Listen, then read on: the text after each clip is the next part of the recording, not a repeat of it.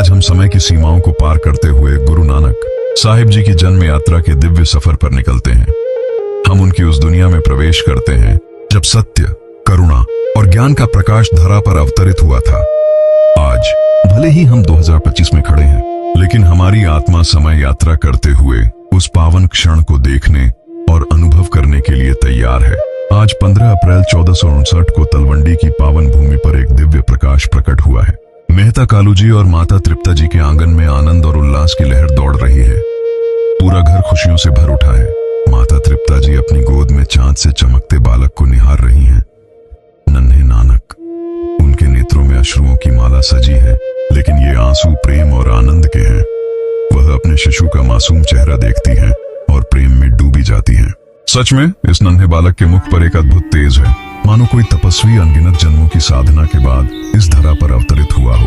परंतु माता तृप्ता जी के लिए यह बस उनका लाडला बेटा है। वह न यह जानती हैं और न जानना चाहती हैं कि उनका पुत्र युगों युगों के अंधकार को मिटाने के लिए आया है।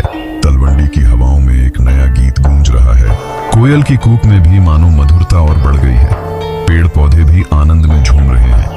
यह कोई साधारण जन्म नहीं, बल्कि सृष्टि का एक दिव्य संदेश है। जगत का उद्धारक, प्रेम और सत्य का पुजारी आ चुका है।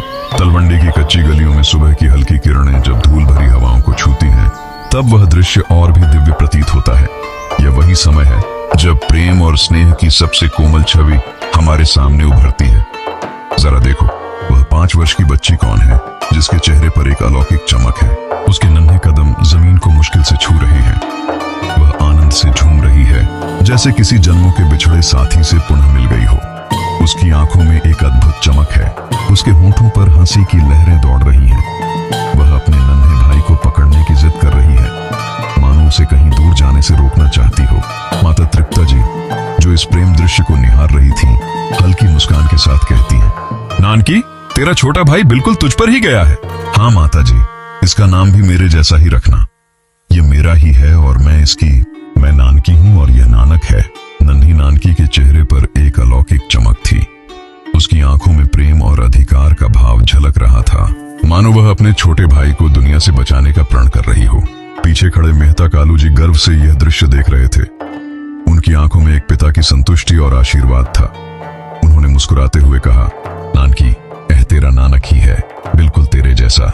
माता तृप्ता जी यह सुनकर स्नेह भरी मुस्कान के साथ अपने दोनों रत्नों को देख रही थी।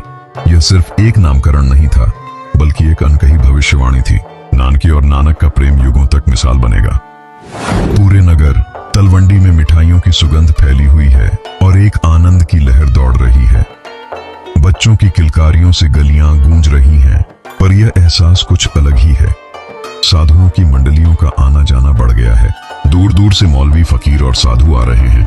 हर कोई बस एक झलक पाने को व्याकुल है। अभी तो केवल जन्म ही हुआ है। किसी को क्या पता कि यही वह गुरु हैं जो दुनिया को राह दिखाएंगे, बाबर को जाबर कहेंगे, भाई लालो को गले से लगाकर ऊंच नीच की दीमक को मिटाएंगे, जो पूरे हिंदुस्तान को खोखला कर रही थी। कौन जानता था कि अपने विचारों की ज्योति से मक्का के लोगों को भी अपना बना लेंगे। आप सुन रहे हैं ना, मेहता जी पंडितों से क्या कह रहे हैं। उन्होंने पूरे गांव को अपने घर बुलाया है और पुत्र जन्म की खुशियों में पूरे गांव को मिठाइयां बांट रहे हैं। पंडितों और साधुओं का तो झुंड उमड़ पड़ा है। मेहता जी ने पंडितों से नानक की जन्म पत्री बनाने को कहा और पूछा, मेरा बेटा किन विचारों का होगा? क्या वह मेहता परिवार का नाम और कारोबार संभालेगा? पंडितों ने कुछ समय तक सलाह मशविरा किया, अपनी किताबों में गणना की, लेकिन उन्हें भी क्या पता कि वास्तव में यह बालक कौन है। कुछ विचार करने के बाद जब मेहता जी ने फिर पूछा, पंडित जी, आप इतने गंभीर क्यों हैं? क्या हुआ, बताइए, मेरे बेटे नानक की जन्म पत्री क्या कहती है? तभी पंडितों ने बड़ा हौसला करके कहा, जी मेहता कालू जी, आपके पुत्र की ग्रह चाल आम बच्चों की तरह नहीं है। ऐसे ग्रह चाल तो बहुत बड़े अवतारों या फिर दुनिया में किसी अलग नाम से पहचाने जाने वाले महान व्यक्तियों में से होते हैं, और इसका झुकाव बचपन से ही भक्ति की ओर रहेगा, जिसे दुनिया कभी बदल नहीं सकेगी। मेहता जी काफी गंभीर होकर सुन रहे हैं और एक चिंता में लग रहे हैं, जबकि आसपास के गांव के लोगों में जोश और खुशी की लहर तेज हो गई है। पूरे तलवंडी में शोर मच गया है कि नानक आम नहीं, वह कोई अवतार है, देवों का देव है। अब गुरुजी थोड़े चलने लग गए हैं। जब वह दायां पैर रखते हैं तो ऐसा लगता है मानो तलवंडी की धरती दाईं तरफ झुक रही हो, और जब बायां पैर रखते हैं तो बाईं तरफ की धरती झुक रही हो। अब नानकी का नानक चलने लगा है। पिताजी ये सब देखकर खुश हो रहे हैं। जब नानक 5 वर्ष के हुए तब मेहता कालू जी के मन में उनकी शिक्षा को लेकर विचार उमड़ने लगे। आओ देखें मेहता कालू जी और माता तृप्ता जी के बीच क्या वार्ता हो रही है। मेहता कालू जी, तृप्ता, नानक अब 5 साल का हो गया है, अब इसे शिक्षा देनी जरूरी है। मैं सोच रहा हूँ कि इसे मौलवी या पंडित के पास भेजना शुरू करूँ। मेहता तृप्ता जी हल्की मुस्कान के साथ, बिल्कुल जी, लेकिन आपने ध्यान दिया है नानक बाकी बच्चों की तरह नहीं है। उसकी रुचि खेलकूद में भी कम है, वह तो कुछ गहरे विचारों में डूबा रहता है। मेहता कालू जी गहरी सांस लेते हुए, हाँ यही तो मेरी चिंता है। बाकी बच्चों की तरह वह शरारतें भी नहीं करता, ना ही दुनियादारी में ज्यादा ध्यान देता है। मैं चाहता हूं कि वह पढ़ लिख कर हमारा नाम रोशन करे और कारोबार संभाले। माता तृप्ता जी, जो भी करना है वह समय ही बताएगा, लेकिन आप उसे जहां सही लगे वहां भेजिए। मेहता कालू जी, ठीक है, कल से नानक मौलवी जी के पास जाएगा। देखते हैं उसका ध्यान पढ़ाई में लगता है या नहीं। पता नहीं क्या हुआ है आज तलवंडी में, लोग नानक की बहुत चर्चा कर रहे हैं। हर गली, हर चौपाल पर बस नानक के नाम की ही गूंज है। कुछ लोग हैरान हैं, कुछ खुश हैं, तो कुछ चिंतित भी। मेहता कालू जी भी परेशान हैं, सोच में डूबे हुए हैं।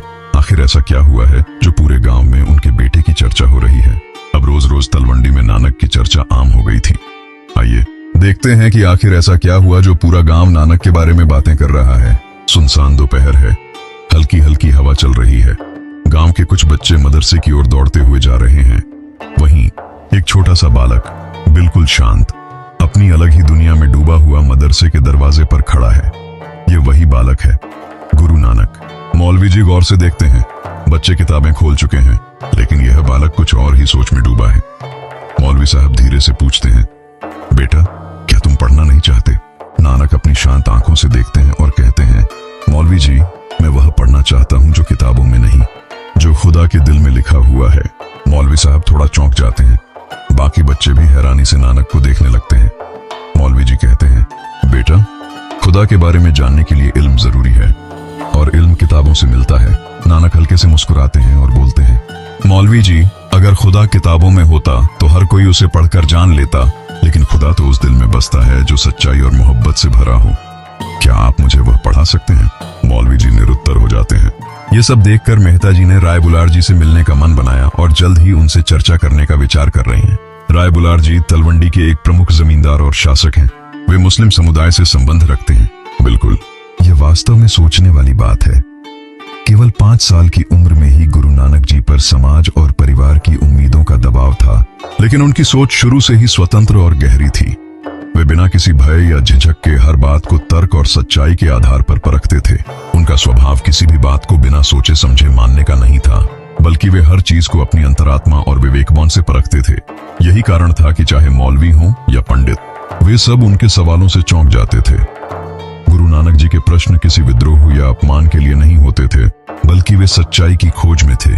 एक ऐसी सच्चाई जो किताबों, रीतियों और परंपराओं से परे हो। यही गुण उन्हें बचपन से ही साधारण बालकों से अलग बनाता था और आगे चलकर दुनिया को एक ओंकार का संदेश देने वाले महान गुरु के रूप में स्थापित करता है। आइए मेहता कालू जी राय बुलार जी से मिलने चले हैं। सुनते हैं उनकी वार्ता और देखते हैं कि राय बुलार जी क्या कहते हैं। आज उनके कदमों में एक अलग सी तेजी और बेचैनी सी लग रही है। मेहता जी राय बुलार के घर पहुंचे और दरवाजा खटखटाया। राय बुलार जी ने अंदर आने को कहा और पूछा, मेहता जी कैसे हैं? आज आप किसी और ही विषय से आए लगते हैं। क्या बात है, क्यों इतने चिंतित लग रहे हैं? सब ठीक है? नानक कैसा है? मेहता कालू जी ने गहरी सांस ली और बोले, राय बुलार जी मैं बहुत चिंतित हूँ। नानक की हरकतें मेरी समझ से परे हैं। वह मौलवी जी और पंडित जी के प्रश्नों का ऐसा उत्तर देता है कि वे खुद निरुत्तर हो जाते हैं। अब तो उन्होंने उसे पढ़ाने से भी मना कर दिया है। मैं चाहता था कि नानक हमारा नाम रोशन करे, लेकिन उसकी रुचि न व्यापार में है न पढ़ाई में। मैं समझ नहीं पा रहा हूँ कि आगे क्या करूँ। राय बुलार जी हल्की सी मुस्कान के साथ कह रहे हैं, मेहता जी इसमें परेशानी वाली कौन सी बात है? इसमें नानक की क्या गलती है? मेहता जी हैरान होकर उन्हें देखने लगे। फिर राय बुलार जी ने आगे कहा, अगर नानक कोई सवाल पूछता है तो इसमें क्या गलती हो सकती है? मौलवी से पूछो कि जवाब देने की बजाय छोड़ना तो कोई हल नहीं है। सवाल करना ही सच्चे ज्ञान की ओर एक कदम बढ़ना है। नानक जी ने सिर्फ ये जानने की कोशिश की है कि परमात्मा तक पहुंचने का रास्ता क्या है, और यह सवाल करना गलत नहीं हो सकता। मेहता जी आपने कभी सोचा है कि नानक कोई साधारण बालक नहीं है? उनकी बातें और विचार किसी आम बच्चे की तरह नहीं है। हो सकता है कि वह कोई अलग राह चुनने के लिए आए हों, जो इस दुनिया को एक नई दिशा दिखाए। राय बुलार जी की बातों ने मेहता जी को थोड़ा सोचने पर मजबूर कर दिया, क्योंकि वह इस दृष्टिकोण से पहले नहीं देख पाए थे। तभी मेहता जी बोले, जी, मैंने पूछा था कि सवाल तो सभी करते हैं, इसमें नानक की गलती क्या है? मौलवी फिर बोले, जब नानक को अलिफ, अरबी का पहला अक्षर, सिखाना शुरू किया तो नानक ने पूछा, अलिफ तो एक है और खुदा भी एक है, फिर ये बाकी सब क्या है? फिर मौलवी और पंडित जी ने एक ही जवाब दिया कि नानक ऐसे सवाल पूछता है जिनका कोई जवाब नहीं है। मेहता जी की बात सुनकर राय बुलार जी मुस्कुराए और फिर बोले, देखिए, जो सवाल नानक पूछता है वह साधारण नहीं होते। वह जीवन और ब्रह्मांड के गहरे सत्य की ओर इशारा करते हैं, जिन्हें साधारण मनुष्य की सोच से नहीं समझा जा सकता। जब किसी को सही उत्तर नहीं मिलता तो वह अक्सर जवाब देने से बचता है, लेकिन नानक का सवाल ही इस दुनिया की सोच को चुनौती देने वाला होता है, और यही उसकी महानता है। जब कोई सवाल कोई उत्तर नहीं दे सकता तो यह नहीं माने कि सवाल गलत है, बल्कि यह माना जाता है कि वह सवाल सत्य की ओर एक कदम और बढ़ा रहा है। मेहता जी, आप परेशान न होइए, नानक की चर्चा मैंने भी कहीं मौलवियों से सुनी है। तुम थोड़ा समय दो नानक को, इसे किसी भी सांसारिक बंधन में मत बांधिए। अब मेहता जी थोड़े शांत होते नजर आए, लेकिन जब भी नानक की भक्ति की बातें सुनते, तर्क और सवाल पूछते देखते माता जी से, तो वह फिर से बड़े ही चिंतित होते नजर आते। पर यहाँ तो एक नानक के विचारों से सहमत होती, एक नानकी ही है जो प्यार करती थकती नहीं नानक को। नानकी हमेशा नानक की बातों को समझती थी और उन्हें अपने जीवन का मार्गदर्शन मानती थी। कभी चुप रहना, कभी नानकी के साथ खेलना और काफी समय तक किसी गहरे विचार में डूबे रहना। आज किसी के बहुत रोने की आवाज आ रही है और माता तृप्ता जी बाहर देखने गई हैं। पीछे पीछे नानक जी भी आ रहे हैं। आइए देखें आज कौन नानक के घर के बाहर रो रहा है, और देखें कि नानक जी इस दुखी व्यक्ति का दुख कैसे दूर करते हैं। जो भी है, पर निश्चित ही कोई कर्मों वाला है जो नानक की भेंट हो रही है। यह दृश्य कुछ और ही संकेत दे रहा है। नानक के घर के बाहर खड़ी यह दुखी औरत केवल अपने दुख में डूबी नहीं लग रही, बल्कि ऐसा प्रतीत हो रहा है कि उसके दुखों के पीछे कोई गहरी वजह है। आज नानक जी स्वयं आगे बढ़कर माता जी का दुख पूछ रहे हैं। मानो ऐसा लग रहा है कि सृष्टि का रचनाकार स्वयं सामने खड़ा हो और कोई विशेष पात्र जो उनका साथ निभाने के लिए निर्धारित है, आज उनकी भेंट में आया है। शायद उसे इस दुनिया में लाने के पीछे भी कोई महत्वपूर्ण कारण छिपा हो। माता तृप्ता जी चकित हैं कि नानक की बातें किसी साधारण बालक की नहीं, बल्कि एक उच्च चेतना वाले संत की प्रतीत हो रही हैं। आइए आज नानक जी की वाणी और करुणा के स्पर्श से इस दुखी माता जी का दर्द कैसे मिटता है, इसे महसूस करते हैं। तब नानक जी ने बड़े प्रेम से कहा, माता जी, आप क्यों दुखी हैं?